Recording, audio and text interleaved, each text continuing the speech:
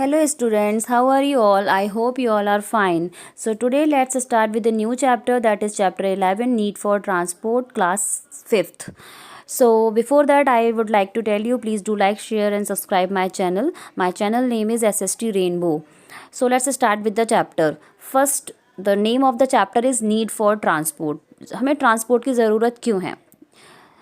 ठीक है, तो what is the need for transport is the transport refers to the requirement or necessity for moving people, goods or services from one place to another. If you want to go anywhere, तो what you use, we use any kind of transport, है ना.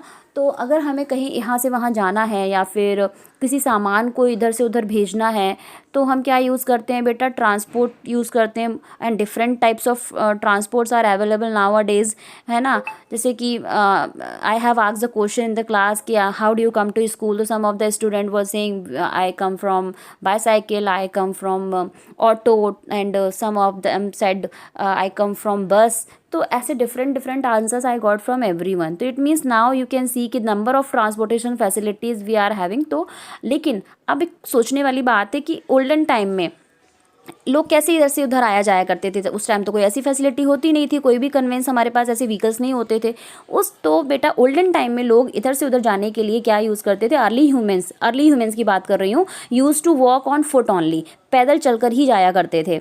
ठीक है, उसके बाद when the time passes तो लोगों ने एनिमल्स को यूज़ किया फॉर द ट्रांसपोर्टेशन. उनके ऊपर वो लगेज को कैरी कर देते थे और they use to go from one place to move from one place to another. जैसे कि मैंने कारवां के बारे में बताया कि नोमेड्स थे, they move from one place to another with their cattles in the search of food water and shelter. जहाँ उन्हें रहने खाने के लिए मिल जाता था वहाँ रुक जाते थे. कि रुकने का रीज़न बेटा यही था कि कब तक चलेगा इंसान, थकते हैं लोग. तो जब थक जाते थे तो किसी जगह एक 10-15 दिन के लिए स्टे कर लेते थे या 1 मंथ के लिए स्टे कर लेते थे, फिर वो चलने लगते थे. तो ये this is the main reason. तो इस तरीके से फिर धीरे धीरे इन्वेंशन हुआ व्हील का. बेटा जो ऐसा माना जाता है कि जो इन्वेंशन ऑफ व्हील है, it were invented in Mesopotamia जो प्रेजेंट डे इराक है. मेसोपोटामिया ओल्ड नेम है इराक का. ऐसा माना जाता है कि इराक में इन्वेंशन हुआ व्हील का, मेसोपोटामिया में. And wheel was first used to make pottery, not for transportation. आपने आज भी कभी गांव में देखा होगा कि जो कुम्हार होते हैं, जो पॉटरी मेकर्स होते हैं, तो वो क्या करते हैं कि से जो लकड़ी का पहिया होता है उसको लगाकर उस पर मिट्टी रखकर उससे उसको गोल गोल ऐसे चलाते रहते हैं सर्कुलर फॉर्म में, और उससे अर्दन पॉट्स वगैरह बनाते हैं, घड़े वगैरह या मिट्टी के कोई भी बर्तन. तो बेसिकली उस टाइम पे इसलिए पॉटरी मेकिंग के लिए यूज़ होता था, ना कि ट्रांसपोर्टेशन के लिए. ठीक है, और जो व्हील है it was the oldest invention. माना जाता है कि जो व्हील है it is the oldest invention. तो ओल्डन टाइम में लोग पैदल चलकर इधर से उधर जाया करते थे. धीरे धीरे जब थोड़ा सा और डेवलपमेंट हुआ तो लोगों ने एनिमल्स को, कैटल्स को यूज़ करना स्टार्ट कर दिया इधर से उधर जाने के लिए, उनके ऊपर लगेज कैरी करके और खुद पैदल चलते थे. तो अर्ली ह्यूमंस ने क्या किया बेटा, इसी जो लकड़ी का जो पहिया था इस लकड़ी के व्हील को ज्वाइंट करके फिट करके कार्ट में एक नया काइंड ऑफ ट्रांसपोर्ट, एक व्हीकल टाइप बनाया. तो और उस व्हीकल को पुल करने के लिए जो कार्ट बनाई जिसमें इन्होंने वुडन व्हील लगाया, इसको पुल करने के लिए एनिमल्स को यूज़ किया, जैसे कि बुल और हॉर्सेस को. तो ये सब 1000 ऑफ ईयर्स तक चलता रहा. इवन बेटा आज भी 1000 ऑफ ईयर्स पहले भी ये सब था. बुलेट कार्ट, इसको हम कहते हैं कि बैलगाड़ी एंड ऑल. और आज भी आप देखेंगे हमारे विलेजेस में आज भी कई सारे लोग, बहुत ज़्यादा तो नहीं क्योंकि अब तो ट्रैक्टर्स वगैरह आ गए हैं, लेकिन आज भी लोग बुलेट कार्ट्स का यूज़ करते हैं. तो जैसे फिर जब बुलेट कार्ट्स आए, पहिया आया, तो फिर रोड भी बनी, है ना. व्हील के आने के बाद रोड भी बनना स्टार्ट हुई with the help of stone and mud. उसके बाद एक और इन्वेंशन हुआ, रोड का इन्वेंशन एक रिवोल्यूशनरी इन्वेंशन रोड का नहीं, व्हील्स का इन्वेंशन एक रिवोल्यूशनरी इन्वेंशन माना जाता है. उसी के साथ एक और सेकेंड इन्वेंशन हुआ, that was the invention of the steam engine bye the James Watt in England. तो ये भी एक टर्निंग पॉइंट था. पहले जो इंजन्स थे वो कोल पर चलते थे. ठीक है, और आज की डेट में जो इंजन्स हैं कोल पर तो नहीं, लेकिन पेट्रोल, डीजल और इलेक्ट्रिसिटी पर चलते हैं. कौन से इंजन, रेलवे ट्रेन जो है वो, railway train pulled by the steam engine, but now the railway train pulled by the petrol, diesel or electricity. सो ये जो इन्वेंशंस थे बहुत ही रिवॉल्यूशनरी हैं, invention of wheel and the invention of the steam engine bye the James what. अब देखते हैं, ये है जो हमारा types of transport. There are different types of transport, you know, that roadways, railway, airways and waterways. सो हमने इस video में अभी ये देखा the invention of the wheel and the types of the transport. इसमें हमने ये भी जाना कि the invention of the wheel was the revolutionary invention and इसका इन्वेंशन फर्स्ट माना जाता है मेसोपोटामिया में, और ये एक बहुत ओल्डेस्ट इन्वेंशन है। एंड इनिशियली क्यों यूज़ किया जाता था इसको, इस ये वुडन व्हील को, for to make use to make pottery, not for transportation. और हमें ट्रांसपोर्टेशन की क्यों ज़रूरत पड़ती है, so that we move from one place to another, और we can move our luggage also from one luggage, goods कह सकते हैं, नॉट लगेज, गुड्स को, हमारे सामान को इधर से उधर भेजने के लिए, मूव करने के लिए भी हम ट्रांसपोर्टेशन का यूज़ करते हैं। अच्छा बेटा, इसमें there is a question, gear up, in the gear up there is a question that is can you name a means of transport which can be used both over land and water. ऐसा कोई एक transport बताइए जो कि हम land पर और water पर दोनों जगह यूज़ कर सकते हैं, and give me the answer of this question in the comment box. Okay, so I will wait, इसका आप आंसर जरूर दीजिएगा, ऐसा कौन सा ट्रांसपोर्ट है जो लैंड और वाटर दोनों पे चल सकता है। सो ये हो गया इस पेज के बारे में। Now in the 81 page number we will complete roadways and other things. So okay, अभी हम आगे इसके बारे में देखते हैं। Hello students, now see the types of transport, see the roadways. So what is the meaning of roadways? Roadways means beta, roadways are path or routes made for travel by car, buses, trucks, bicycles, pedestrian also, है ना।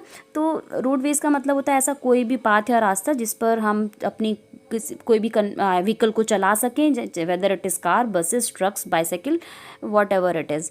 सो this is the topic, our topic, roadways. Romans were the first to build road which were rough and narrow.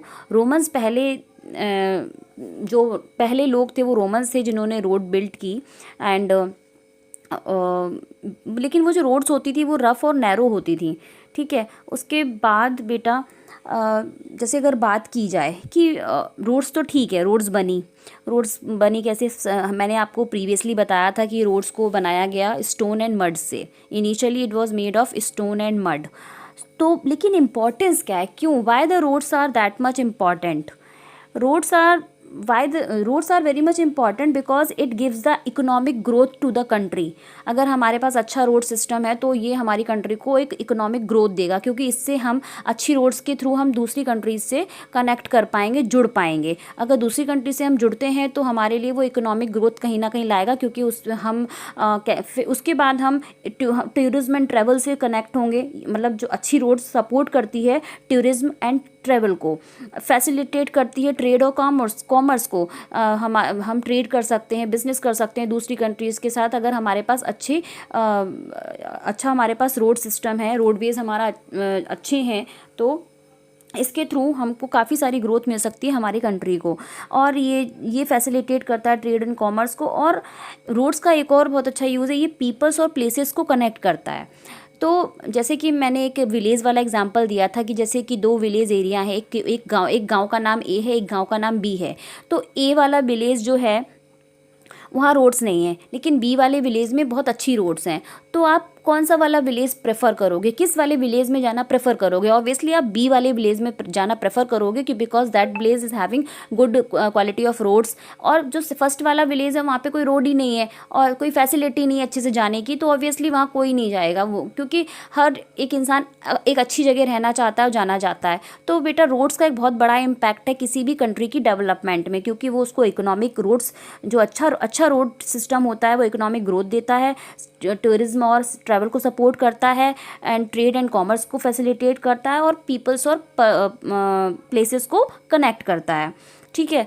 तो ये तो हुई road की बात। जैसे कि इन द ओल्डन टाइम कच्ची रोड हुआ करती थी, but now we are having पक्की रोड्स और टार्मिक। पक्की रोड मीन्स टार्मिक रोड्स। पहले कच्ची रोड होती थी, जो मतलब कच्ची मीन्स कच्ची मिट्टी वाली रोड। आफ्टर दैट फिर वो ईंटों से, ब्रिक से रोड बनने लगी, and then now we have tarmac road, डामर रोड जो होती है, और कॉन्क्रीट रोड ऑल्सो। अच्छा, रोड्स में हमारे इंडिया में आप देख सकते हो, इंडिया में नहीं हर जगह, all around the world highways होते हैं एंड एक्सप्रेस वेज होते हैं। एक्सप्रेस वेज को फॉरेन कंट्रीज़ में फ्री वेज बोलते हैं। एक्सप्रेस वेज और हाईवेज, जो एक्सप्रेस वेज होते हैं these are only for the high speed moving vehicles, जो व्हीकल्स बहुत ज़्यादा स्पीड में चलते हैं, तो ऐसे व्हीकल्स के लिए एक्सप्रेस वेज बनाए जाते हैं। और जैसे कि एग्जांपल ले लेते हैं, एक्सप्रेस वे में आगरा लखनऊ एक्सप्रेस वे है ना, तो यहाँ पे हाई मूविंग मतलब फास्ट स्पीड मूविंग जो व्हीकल्स हैं वो रन करते हैं। और नेशनल हाईवेज़ की बात की जाए तो नेशनल हाईवेज़ जो होते हैं जैसे कि NH 94 is the longest highway है ना, तो हाईवेज़ कनेक्ट करते हैं एक सिटी से दूसरी सिटी को इनसाइड द कंट्री। ठीक है, अब जैसे अगर लॉन्गेस्ट हाईवे की बात की जाए तो NH 94 is the longest highway. इसकी बेटा लेंथ कितनी है, कितना लंबा है ये है 4112 किलोमीटर इसकी जो लेंथ है। और ये बेटा कनेक्ट करता है श्रीनगर को कन्याकुमारी से, और पास करता है 11 स्टेट्स को। तो NH 94 जो है NH 94 नहीं बेटा, NH 44 connect Srinagar to Kanyakumari and it covers the distance of the 4112 kilometre and passes through 11 states. And NH 94 is also the part of the Golden Quadrilateral project, जो गोल्डन क्वाड्रिलेटरल प्रोजेक्ट है हमारे India का, वो बेटा हमारे India की 4 बड़ी जो स्टेट्स हैं उनको कनेक्ट करता है। वो कौन सी हैं, जैसे कि दिल्ली को कनेक्ट करता है कलकत्ता से एंड चेन्नई से एंड मुंबई से। सो ये जो है गोल्डन क्वाड्रिलेटरल के बारे में है कि NH 94 is the part of the golden quadrilateral. And बेटा हमारे जो इंडिया में नेशनल हाईवेज़ हैं, जो टोटल नेशनल हाईवेज़ हैं, वो इंडिया का कितना एरिया कवर करते हैं, 1,15,000 kilometre of national highways. India has 1,15,000 kilometre of national highways. इतने नेशनल हाईवेज़ हैं जो कि इंडिया का 1,15,000 किलोमीटर एरिया कवर कर रहे हैं। ठीक है, तो ये तो हुआ नेशनल हाईवेज़ और एक्सप्रेस वेज़ के बारे में। अच्छा, अगर हम बात करें कि इंडिया का जो ओल्डेस्ट रोड था वो कौन सा था, तो इंडिया का जो ओल्डेस्ट रोड था it was the GT road. अभी जो नाम है आपने सुना है GT रोड। GT रोड जो है वो कितनी डिस्टेंस कवर करता है, 2500 किलोमीटर्स, यानी कि 2500 यानी कि 2500 किलोमीटर जो डिस्टेंस है वो कवर करता है। और जो GT रोड है वो कनेक्ट करता है कलकत्ता टू पेशावर। किसको कनेक्ट करता है, Calcutta to Peshawar. Peshawar is in Pakistan and Calcutta you know that it is in India.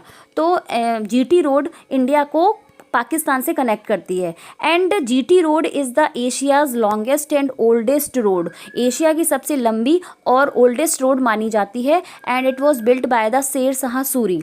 शेर शाह सूरी से भी पहले ये जो रोड नहीं थी, कच्चा रास्ता था, और इसका नाम था एंशियंट टाइम में जब हमारे राजा महाराजाज हुआ करते थे उस टाइम में इस जो रास्ते का नाम हुआ करता था वो था उत्तरापथ। ठीक है, उसके बाद से जो मुग़ल टाइम आया तो शेर शाह सूरी ने इस रोड को रिनोवेट कराया, और रिनोवेशन के बाद इस रोड का नाम जो रखा गया दैट वाज द सड़क-ए-आज़म। सड़क-ए-आज़म का मतलब ग्रेट रोड। ठीक है, एंड GT रोड को फिर जब शेर शाह सूरी के बाद का जो टाइम पीरियड हम बात करते हैं modern India, when the Britishers came to India and Britishers again renovate this road and they have given the another name to this road and the name was GT road. क्या name दिया, GT road. और कब renovate कराया था, 1830 में। और उसके बाद इसका नाम दे दिया गया ग्रैंड ट्रंक रोड, GTR नाम दिया गया। तो ये तो है इंडिया के ओल्डेस्ट रोड के बारे में कि हमारे इंडिया की ओल्डेस्ट रोड जो है वो GT रोड है, जो कि कलकत्ता को पेशावर से कनेक्ट करती है। लेंथ है 2500 kilometre and it is the Asia's longest and oldest road and this is all about the oldest road. अच्छा, अगर वर्ल्ड लेवल पर बात की जाए तो वर्ल्ड लेवल पर जो लॉन्गेस्ट हाईवे है पूरे वर्ल्ड का that is the pan American highway. इसकी जो लेंथ है that is the 48,000 kilometre. And the oldest road, अगर ओल्डेस्ट रोड की बात की जाए, अभी तो मैंने लॉन्गेस्ट हाईवे बताया वर्ल्ड का दैट इज़ पैन अमेरिकन। कितनी लेंथ है, 48,000 kilometre. Oldest road of the world is royal road in Persia. कहाँ है, पर्सिया में एक रोड है royal road, it is the oldest road of the world. And अगर बात की जाए कि fastest road of the world, दुनिया की सबसे फास्टेस्ट रोड जहाँ पे व्हीकल्स नॉन स्टॉप, मतलब स्पीड की कोई लिमिट नहीं है, मतलब ऐसे करके चलते हैं नो स्पीड लिमिट में, तो जो fastest road in the world है it is the German autobahn. German autobahn road the name of the road, and it has no speed limit. आप कितनी भी स्पीड में यहाँ पर व्हीकल्स चला सकते हो। तो ये तो हुआ रोड्स के बारे में, रोडवेज़। एंड ये मैंने बता ही दिया है। Pan American is the longest, pan American is the longest highway in the world and the length is 48,000 kilometre. और भी है जैसे, हाँ अच्छा, कनेक्टिविटी की बात की जाए अगर, तो एक और हाईवे है that is the Hindustan Tibet road. एक हिंदुस्तान तिब्बत रोड है जो कि इंडिया को चाइना से कनेक्ट करता है। एंड आपको बता ही दिया जीटी रोड, कलकत्ता को इंडिया को पाकिस्तान से कनेक्ट करता है। और ओल्डन टाइम में बेटा एक रूट होता था silk route, that and silk route जो था वो कनेक्ट करता था इंडिया को अफ़गानिस्तान से, जहाँ से मोहम्मद गौरी या फिर महमूद ऑफ गज़नी भारत में आया था, इंडिया में आया था। तो ये तो हुआ रोड्स के बारे में। अच्छा हाँ बेटा, जो हमारी कंट्री नेबरिंग कंट्रीज़ हैं जैसे कि पाकिस्तान, नेपाल, भूटान, बांग्लादेश, ये भी सारी कनेक्ट होती हैं बाय द रोड। तो जैसे हमने चाइना के बारे में बता दिया, Hindustan Tibet road, Afghanistan silk road, and Pakistan GT road. So this is all about the road. Now in this next video, in the next page I will explain you about the railways. So देखते हैं Railways के बारे में। Now start with the railways. Railways, what is the meaning of railways? Railways means a transportation system that uses rails or track to move trains. Trains को move करवाने के लिए जो हम rails या track use करते हैं for the purpose of transportation, it is called railway. Railway an important means of land transport. It is also an important means of land transport because the tracks are made on the land, and they are also useful for carrying heavy and bulky goods to long distance में, बहुत ज़्यादा लंबी दूरी पर अगर हमें लंबी दूरी में अगर हमें कोई सामान या चीज़ को भेजना होता है तो we use railways. And the actual development of railway in the world began with the invention of the steam engine. And steam engine का जो इन्वेंशन हुआ था, it was done by the James Watt in 1769। कब हुआ है बेटा? 1769 में James Watt के थ्रू जो है इन्वेंशन हुआ था स्टीम इंजन का। Initially all the trains run on steam, but now steam means coal, but now तो we are having the electric locomotive engines, and before electricity they ran on petrol or diesel, coal, petrol, diesel, and now electric locomotives. So ये तो हुई बात कि trains कैसे move होती हैं, कैसे स्टीम इंजन कैसे बना, किसने बनाया, और ऑल दीज थिंग्स। ट्रेन्स के कुछ टाइप्स होते हैं, जैसे कि पैसेंजर ट्रेन होती है, गुड्स ट्रेन होती है, इसको मालगाड़ी कहते हैं, एक्सप्रेस ट्रेन्स होती हैं जैसे वंदे भारत है, और कई सारी हमारे यहाँ ट्रेन है। सुपर फास्ट ट्रेन्स होती हैं, सुपर फास्ट वंदे भारत इसे सुपर फास्ट है ना, एंड मेट्रो ट्रेन्स होती हैं, शताब्दी एक्सप्रेस है, ये एक्सप्रेस ट्रेन्स हैं। एंड वंदे भारत हमारे यहाँ की, अगर if we talk about the India's fastest train, तो it is the Vande Bharat, and the speed of the Vande Bharat is 180 kilometre per hour. Okay, so this is तो all about the fastest train of India. But अगर हम all around the world की बात करें तो USA का जो रेलवे नेटवर्क है, it is the largest railway network in the world, and India's has the fourth largest in the world. India का जो रेलवे नेटवर्क है, it is the fourth largest in the world and second largest in Asia, because India is in which continent, it is in Asia. तो Asia में जो India का जो railway network है वो सेकेंड नंबर पर है एंड वर्ल्ड में फोर्थ नंबर पर है। So if you talk about India, कि इंडिया में ये कब जो है रेलवे इंट्रोड्यूस हुआ, in India the railway introduce in 1853 by the Britishers, and the first railway run between Mumbai to Thane for a distance of about 30 kilometre. 30 kilometre के distance पे first train चली थी मुंबई से थाने के बीच में 1853 में। ठीक है, अब जैसे कि कुछ और सुपर फास्ट ट्रेन्स होती हैं जो कि अलग दूसरी कंट्रीज़ में भी हैं, यहाँ पे भी हैं, एंड कुछ ट्रेन्स हैं ट्रांस कॉन्टिनेंटल ट्रेन्स होती हैं। ट्रांस कॉन्टिनेंटल ट्रेन का मतलब कि कि जो एक कॉन्टिनेंट से दूसरे कॉन्टिनेंट में जाती हूँ। जैसे कि let's take the example of the trans Siberian railway. Trans Siberian railway, बेटा ये लिखा हुआ है trans Siberian railway, this is the trans Siberian railway. Trans Siberian railway running between Saint Petersburg जो कि यूरोप में है एंड व्लादिवोस्टोक जो कि एशिया में है। Asia and Europe, these are two different continents and यहाँ इसके बीच में जो ट्रेन चलती है it is called trans Siberian railway and it is the longest rail route in the world. It has more than 8,000 kilometre long. कितनी कितनी लंबी दूरी, कितना दूर तक चलती है, इसका डिस्टेंस, कितना डिस्टेंस कवर करती है trans Siberian, 8,000 kilometre long. And एक और ट्रेन है जैसे कि grand orient express, it runs between Paris and Istanbul. ठीक है, तो ये ऐसे कुछ ट्रेन्स हैं जो कि ट्रांस कॉन्टिनेंटल ट्रेन्स हैं जो एक कॉन्टिनेंट से दूसरे कॉन्टिनेंट तक जाती हैं। एंड सम कंट्रीज़ जैसे such as Japan, France, Germany, China, they have bullet trains. इनकी स्पीड होती है 400 किलोमीटर पर आवर। अभी जैसे कि अगर बात की जाए कितनी स्पीड होती है बुलेट ट्रेन्स की, 400 किलोमीटर पर आवर। अच्छा, अब जैसे कि जो फास्टेस्ट ट्रेन की बात की जाए तो it is the name of this train, pronunciation में भी सही ना हो but still I am trying my best. The fastest bullet train is जापका, जापका विच इज़ इन जापान, जापका एंड जापका Shinkansen, Shinkansen, the name of the bullet train which is in Japan, जापका शिनकानसेन। तो ये है bullet train which is in Japan and the speed of this जापका Shinkansen, the speed is 603 kilometre per our. The speed is 603 kilometre per our and it is in Japan. It is a bullet train. The name is जापका Shinkansen. Okay, so ये तो हुआ bullet train के बारे में और different type of trains मैंने आपको बता ही दिया है बेटा। एंड अगर बात की जाए इंडिया की, तो इंडिया में टोटल नंबर ऑफ़ ट्रेन्स कितनी हैं? इंडिया में टोटल नंबर ऑफ़ ट्रेन्स हैं बेटा 13,523 total number of trains in India.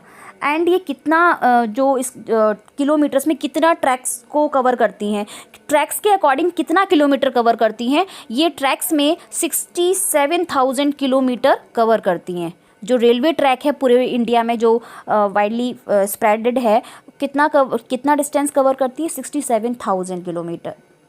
ठीक है, सो this is all about the Railways and I hope everything you have understood. If still you have any problem, then you can ask in my in the comment box. Okay, so now the next will be the airways. Now I am going to explain the next topic, airways.